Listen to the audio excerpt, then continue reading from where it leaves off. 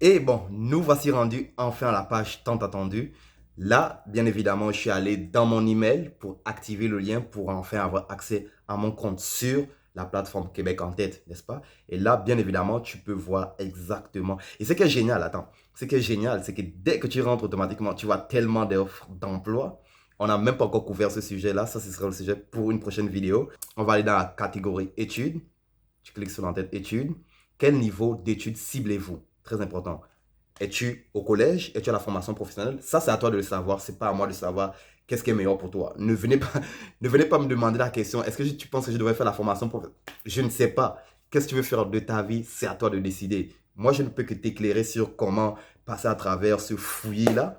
Mais ton choix de carrière, c'est à toi que revient cette grosse décision-là. Bon, formation collégiale ou formation professionnelle? Dans mon cas ici, le cas de l'exemple, on va prendre formation professionnelle. J'ai toujours aimé tout ce qui était professionnel et tout, je sais pas pourquoi. Je vais rentrer ici, admettons, en mécanique d'entretien. Continuer. Dans quel lieu pourriez-vous vous rendre pour un entretien de sélection?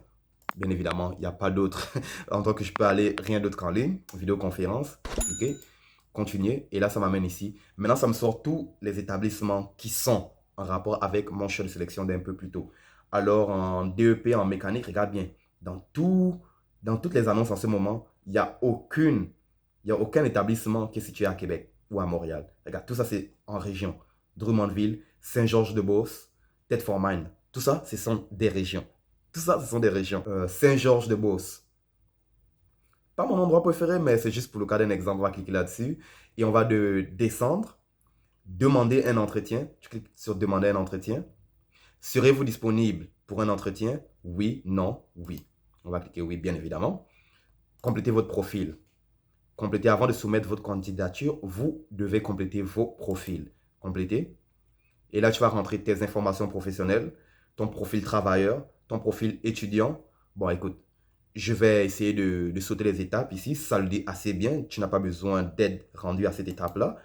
Et après ça, tu vas revoir ton profil, t'assurer que tout est bien, faire ton choix de programme et après envoyer ta demande. Bon, tu sais quoi? On va le faire avec toi. Ça va un peu étirer la vidéo. C'est pas plus grave. C'est une mine d'or que je suis en train de partager avec vous. C'est pour vous bénéficier. Modifier le nom. Bon, français, oui. Non. Pays de résidence. Bon, on va mettre dans mon cas ici Côte d'Ivoire. Bien évidemment, je ne suis pas en Côte d'Ivoire, hein. Je ne suis pas en Côte d'Ivoire en ce moment, bien évidemment. Abidjan. Il paraît qu'Abidjan est doux. Je ne suis jamais allé, mais il paraît que c'est doux. Bon, bref présentation. Liste ce qui est en bas. Décrivez-vous en quelques lignes. C'est l'occasion de mettre votre personnalité en valeur. C'est optionnel. C'est optionnel, mais moi, je te le recommande. Je te le recommande pourquoi? Parce que toi, tes chances de te faire accepter au Canada sont moins élevées qu'une personne qui est déjà ici. Tu comprends? Prends avantage de ça. Présente-toi. Comme ça, la personne déjà qui va te passer un entretien, elle a déjà une meilleure idée de qui tu es avant même que la caméra s'ouvre, avant que vous vous mettez à parler. Présente-toi. Bref, lettre de présentation. Je t'épargne les détails ici, où je n'ai pas besoin de me présenter. Mais dans ton cas à toi, je te le recommande, fais-le. Coordonnées, on va descendre. Bon, écoute, les coordonnées ici, l'email, on va mettre mon email, oui. Ton téléphone, c'est optionnel. Ils n'ont vraiment pas besoin de ton téléphone pour le moment. Ils ne vont pas t'appeler. Fait que c'est une option. Éducation, on va descendre dans l'éducation. Ajouter une formation, très important ici. Où t'es-tu rendu le plus loin dans ton cheminement scolaire? Si c'est la seconde, tu mets la seconde. Bon, je connais pas d'établissement à Abidjan en ce moment. Fait que c'est fictif, là. Je vais mettre, admettons, université. Université d'Abobo. Je sais même pas si ça existe. Pour vrai. Abobo. Niveau, je me suis rendu au niveau bac, bachelor. Désolé si j'écris en anglais. Je vais écrire ça en français. Bac. Domaine d'études. Bon, le domaine d'études, on va faire market. Je suis en. Ça doit être en rapport avec ta formation, avec le choix de cours que tu as pris, n'est-ce pas? Domaine d'études. Quel domaine d'études je pourrais mettre là, ici exactement? Bon, domaine d'études en rapport avec la mécanique, moteur. Génie civil, je ne sais même pas quoi mettre là, disons. Précision additionnelle, toute autre information. Date de la formation, obtention du diplôme. Bon, quand est-ce que j'ai obtenu mon diplôme? En 2019, janvier, ouais, à peu près. Bon, fait que là, ça c'est bon ça. Les langues maintenant, quelles sont les langues parlées? Français, tu es obligé de parler le français. Tu es obligé de parler le français. Fait que France, tu cliques, il y a le petit curseur ici, je ne sais pas si tu le vois, il part à aucun. Tu cliques sur débutant. Non, tu n'es pas débutant. Tu n'es pas intermédiaire. Tu es avancé. J'imagine que si tu suis la chaîne en ce moment, tu es avancé en français, n'est-ce pas? Fait qu'on va cliquer sur avancé. Anglais, bon, si tu es bon en anglais, tu peux aussi mettre. Là. Dans mon cas, moi, si c'était moi qui postulais, je suis un trilingue. Ouais, je parle plus de 3 langues. Génial. Je vais mettre avancé ici. On va descendre dans immigration. Expliquez-nous votre projet d'immigration au Québec. Obtenir un diplôme reconnu à l'international. Reconnu à l'international. Ça, c'est juste un petit en tête là. Dans ton cas, prends le temps vraiment d'y penser en profondeur. Prends le temps d'y penser en profondeur. À travers le coaching, ce genre de questions-là, je vais aider les personnes que je vais coacher exactement comment faire une bonne présentation personnelle. Là. Quelle est votre nationalité? Vous pouvez indiquer plus d'une. Bon, écoute, je suis ivoirien, là. T'es sérieux? Je vais me dire Côte d'Ivoire. Ils abusent souvent le système, là. Bon, Côte d'Ivoire, ouais. Possédez-vous un passeport valide? J'espère que oui, s'il te plaît. N'attends pas au dernier moment pour faire ton passeport. Et très, très, très important, juste une petite parenthèse ici. Bon, normalement, ça, c'est des astuces que je réserve pour le coaching, mais je vous la partage ici. Vos passeports, assurez-vous que la date de péremption de votre passeport, elle est éloignée, là. Il y a quelqu'un qui m'a écrit dernièrement ça. Il demandait un passeport pour un visa pour 2 ans, un permis d'études pour 2 ans, mais le passeport expirait l'année d'après, genre. C'est pas bon, là. C'est pas bon. C'est pas bon, là. C'est pas bon. Avez-vous déjà voyagé à l'extérieur de votre pays? Oui. Avez-vous déjà voyagé au Canada? Non. Bon, si c'est oui, tu mettras oui. Peut-être que tu es venu ici en tant que visiteur par le passé. Avez-vous de la famille au Canada? Dans mon cas, je dirais oui, à peu près. Avez-vous déjà été refusé pour une demande de visa? Non. Avez-vous déjà commis ou été arrêté? Non. Je l'ai mentionné. Pas de casier judiciaire. Éloignez-vous des problèmes. Éloignez-vous des problèmes. Vous êtes un champ interdit l'entrée ou demandez de quitter le Canada ou tout autre pays ou territoire. Si tu te fais expulser des pays occidentaux, des pays du G20, les chances que tu puisses revenir après, minime. Non. Mettre à jour, on va cliquer là-dessus. Bon, ça me dit quoi ici? Il y a quelque chose que j'ai oublié, coordonnées, éducation, non? Ok, mettre à jour. Bon, tu cliques sur mettre à jour, fait que là, ça l'a mis à jour. Et on va cliquer sur repartir en arrière. On va maintenant cliquer sur profil travailleur ou bien profil étudiant. Nous, qu'est-ce qui nous intéresse? C'est le profil étudiant. Alors, on va cliquer sur créer. On va mettre la date de naissance, janvier. Éducation. Bien évidemment, on avait rentré ces informations-là dès le départ. Combien d'années d'études avez-vous complété à ce jour? 12 années d'études, j'imagine. Veuillez indiquer le nom du diplôme obtenu, le bac. Et BEPC, c'est bien ça. Êtes-vous présentement inscrit dans un programme d'études? Non. Oui, non. T'attends. Avez-vous déjà effectué un test de langue en français? Non, mais le français est ma langue maternelle. Très important. Quel est le niveau de formation correspondant à votre dernier diplôme obtenu? Diplôme. Très important ici. Pré-universitaire, diplôme d'études secondaires, ça te le dit. Baccalauréat français et autres. Alors ici, c'est le pré-universitaire qui nous intéresse. Le bachelor, différent du bac. C'est complètement différent. Peut-être qu'un jour, je rentrerai en détail à travers une vidéo, à travers la chaîne, n'est-ce pas? Possédez-vous une copie de vos bulletins et diplômes? Oui. Et attention, pas de faux diplômes là, pas de faux bulletins là. Vous n'avez pas besoin d'apporter ces documents lors de l'entretien, mais ils vous seront demandés pour vos demandes d'admission, bien évidemment. Est-ce que votre formation est en lien avec ces matières? Mathématiques, physique? Oui. Ingénierie, mécanique et tout ça, c'est en lien avec les mathématiques. La physique aussi, ouais. Et tu cliques sur mettre à jour. Et là, tu vois, ça t'amène ici, ça te ramène ici. Alors, rendu là, si je reclique sur, juste en haut à côté de mon nom sur la flèche qui me ramène en arrière, juste un instant. Profil étudiant, on avait déjà rempli ça. OK. Information complétée pour le profil en français, 47%. Fait qu'il manque encore des informations qu'il faudrait remplir. Éducation, ça c'est pas, ça a été rentré.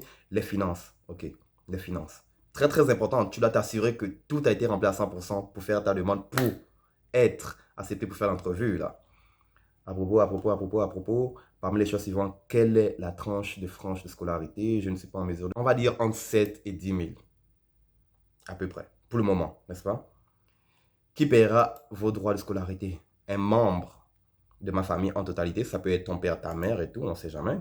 Avez-vous accès à des ressources financières suffisantes pour couvrir vos frais de subsistance pour la première année de votre formation, soit environ 12 000? Oui. Qui payera les frais de subsistance? Un membre de ma famille en totalité. Bien évidemment, si c'est toi qui le fais, fais-le. Êtes-vous en mesure de démontrer votre capacité financière ou celle de vos garants en fournissant une copie ou les originaux d'au moins 2 des documents suivants? Preuve récente de virement de fonds, récent transfert. Bon, je t'épargne tout ça, je vais juste cliquer sur un lien et tout. On ne va pas rentrer en profondeur là-dedans. Preuve de propriété immobilière, j'ai cliqué là-dessus. Possédez-vous en votre nom des biens immobiliers dans votre pays de résidence? Peut-être que tu hérité, peut-être que j'ai hérité, oui. Veuillez préciser la nature de vos biens. Immeuble, immeuble à revenu, immeuble à location. Ouais, c'est ça, immeuble à location. Envisagez-vous de venir au Canada accompagné des membres de votre famille? Dans mon cas, je suis célibataire, je n'ai pas de famille. Non. Mettre à jour. Et là, ça me ramène encore ici. Modifier. On est à 80% là. Il en reste encore des informations là. Emploi. Là, maintenant, on va cliquer sur emploi. Bon. Si un employeur du Québec vous offre une opportunité d'emploi à temps partiel pendant vos études, serez-vous intéressé par une telle offre? Oui. Ils ont bien dit à temps partiel pendant vos études. N'oublie pas, tu as un maximum nombre d'heures. 20 heures hors campus ou illimité dans le campus. J'ai fait une vidéo, je te mets le lien ici, pour te familiariser avec l'information. Si un employeur du Québec vous offre une opportunité d'emploi après vos études, serez-vous intéressé par une telle offre? Bien évidemment, c'est la façon pour toi de devenir un jour résident permanent et peut-être par le futur devenir citoyen canadien. Oui. Quel poste aimeriez-vous occuper dans 5 ans? Ben, je sais pas, moi, mécano. Mais... Génie. Écoute, c'est juste un exemple ici. J'essaie vraiment de raccourcir le temps parce que la vidéo commence à s'étirer. Quelles sont les perspectives d'emploi dans votre pays pour la formation que vous souhaitez entreprendre? Très bonne. Mettre à jour. Et on va revenir sur modifier. Et là, comme tu vois, tout est rentré. Emploi, finance, éducation. À propos de vous, tout est là. Mettre à jour, ça va nous ramener en arrière. Modifier ici, information générale. Ici, tu vois, information générale, ça dit qu'il manque encore 33%. Alors, on doit repasser à travers toutes les étapes ici. Je t'épargne tout ça parce que, écoute, la vidéo, on commence vraiment à l'étirer. Mais tu as compris pas mal le processus. Et après ça, rendu à la fin, quand tu vas finir, attends, n'oublie pas, tu vas aussi créer ton profil travailleur ici. Très important. Crée aussi ton profil travailleur par la même occasion. Comme ça, déjà, après, tu auras l'opportunité directement de passer encore par la plateforme Québec en tête pour postuler pour des travaux, pour du travail sur toute l'étendue du territoire, n'est-ce pas? Fait que tu peux déjà le faire une pierre deux coups. Expérience professionnelle, immigration, expérience professionnelle junior, immigration. Avez-vous déjà obtenu un certificat de sélection du Québec? Non, oui, non. Oui, bon, ok, non, pas encore. Mais je compte l'obtenir bientôt, genre. Compétences, domaine, métier transport mécanique, oui, c'est ça. Mettre à jour, et regarde ça. Fait que du coup, si je fais encore modifier, 60%. Ça me dit 60%, il y a quelque chose qui n'est pas rempli ici. Aucun résultat. Votre profil sera trouvé plus facilement par les employés si vous choisissez des mots-clés parmi... bon, quels mots-clés je peux rentrer ici? Je vais rentrer directement transport, là. On va pas se fatiguer la vie, là. Mettre à jour. Et tu cliques encore sur modifier pour t'assurer encore 80%. Ça veut dire qu'il y a encore quelque chose qui manque. Expérience, je l'ai rentré. Immigration, je l'ai rentré. Bon, compétence, ça me demande quoi encore comme information que je n'ai pas rentré? Transport, construction. Bon, je rentre 2 ici. On va voir ce que ça va donner. 2, mettre à jour. On étire. On clique encore sur modifier. Ça me dit 80%. 80%. Étape 2. Bon, quelle est l'étape 2? Expérience professionnelle. Mettre à jour. Titre, ah, ok, c'est ça. Titre du poste. Mécano. Alors, bien évidemment, si tu comprends bien que toutes les informations que je mets ici sont des informations fictives, n'est-ce pas? Dans ton cas à toi, tu dois mettre des informations véridiques. Ici, dans la section, ici, quand je vais mettre à jour, tu vois, dans la section emploi ici, qui te demande, n'est-ce pas? On est bien dans la section emploi, n'est-ce pas? C'est ton expérience professionnelle que tu as eue dans ton pays, pas celle que tu as eue ici, parce que bien évidemment, tu n'es pas encore rendu ici, n'est-ce pas? C'est l'expérience professionnelle que tu as eue par le passé que tu dois rentrer ici. Comme ça, là, ils ont déjà un avant-goût, ils ont déjà comment dire, une avant-vue sur qui tu es exactement. Fait que, en quelque sorte, ici, on peut dire que ça, c'est une sorte de ton pré-CV à peu près, pré-résumé. Et après avoir rempli ton profil travailleur, tu cliques encore sur modifier. Tu veux vraiment t'assurer que toutes les informations sont bel et bien rentrées. Et ça te le dit, regarde. Une fois que j'ai cliqué sur mon modifier, je vais dire, regarde bien. Ici, ça ne me dit rien. Je clique sur mettre à jour, n'est-ce pas? Je vais dans le profil étudiant, modifier. Même chose, rien. Mais regarde bien, quand je vais dans le profil information générale, aussitôt tu vois ici, ça me dit 93% a été complété. Ça veut dire qu'il manque encore des étapes et ça te le met directement à côté. Étape 5 à remplir.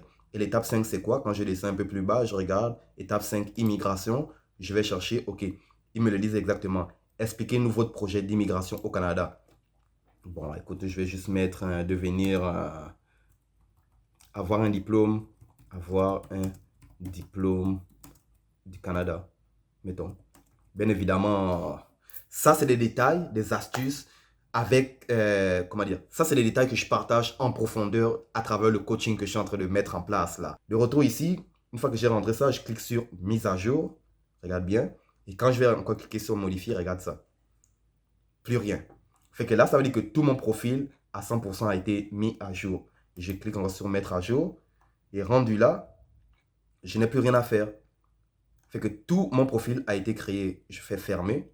Après avoir créé ton profil, tu repars dans la page principale. Tu cliques sur études. Tu choisis ton niveau, comment dire, tu choisis ton école, l'école que tu es intéressé, la région dans laquelle tu es intéressé. Regarde bien.